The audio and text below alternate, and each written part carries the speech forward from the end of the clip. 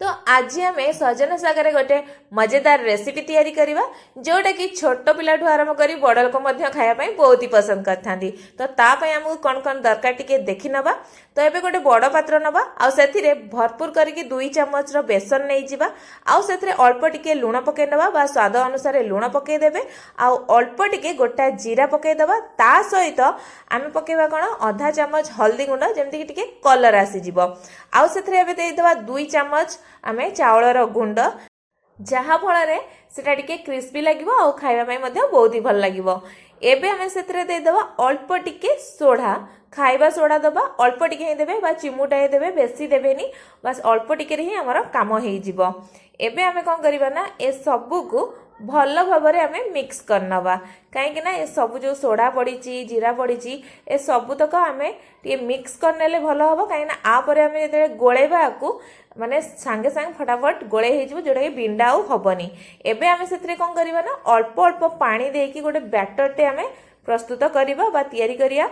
देखि पारथिबे बेसी पानी एका बेले के देबेनी नल पानिया हे जिवो। ए जो बैटरटा आमे बनेवा ना जेमती हमरो आलू चॉप बनाती ना सेमती आपण देखि पारथिबे यार कंसिस्टेंसीटा केमती अछि बेसी मोटा नुहे कि बेसी पतला नुहे।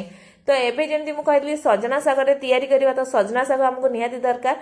तो एमती मु सजना साग को नेइछि आउ तार एमती डेम्फो सहित साग को मु एमती भांगी नउछि आपण एमती लंबा लंबा करके नेबे डेम्फो को बिल्कुल भी काढिबेनी। तो डेम्फो सह नेले हमको बनैया आ खाइबा सुविधा होता है। तो एबे सबू को आम कौन करवा ना कि भल भाव में 2 ରୁ 3 थर टिके धोई आनिबा। एबे देखि पारथिबे मु ए सबू तक पत्र को बा साग को धोई आनिछि। तो एबे एपटरे कौन करवा ना तेल को लो टू मीडियम आंच रे म गरम कर नउछि। तापर आमे नेक्स्ट प्रोसेस रे कौन करवा ना एठी तो हमर बैटर रेडी हो जाइछि आ साग मध्य आमे धोई कि नै आसी जे।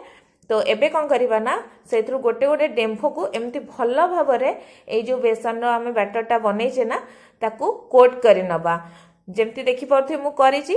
आउ एबे से जो गरमा गरम तेल रे आमे ताकू पकई नबा गोटे गोटे करिकी हाई फ्लेम रे रखिबेनी काहे ना एटा पोड़ी जिवो। तो लो टू मीडियम आंच रे ही गरम करथिबे आ याकू गोटे पट साइड आमे हवा को दबा बा क्रिस्पी हवा को दबा बा टिके हल्का लाल हवा पई दबा साग को मध्य सिझिया पई टिके समय नबो। तो एबे गोटे पट साइड आमर हो जाइए तो आपको आम उल्टे नवा आमको 2 पट साइड क्रिस्पी आउ लाल हवा पाई छाड़दबा। एबे देखि पारथिबे 2 पट साइड आमर भल भाव में हो गलानी याकू आम एबे छाणी नवा बा काढ़ी दबा। आपण माने देखि पारथिबे पूरा पाखरु भी देखंतु कि दूररु देखंतु एटा पूरा लंका चप भले आपन देखा जाउछि ना। आज्ञा हाँ एटा खाइबा पई मध्ये बहुत ही टेस्ट लागिवो। आपण जानि भी परिबेनी एटा सजना साग रे हेइछि बोली कि साग रे हेइछि बोली। आपण याकू निश्चय बनातु थरे घरे आपण स्नैक्स भाव में खातु किंबा जेकोसी साइड आइटम भाव में खातु आ किपरि लागला आम कमेंट बॉक्स रे कमेंट करी निश्चय जणातु। धन्यवाद।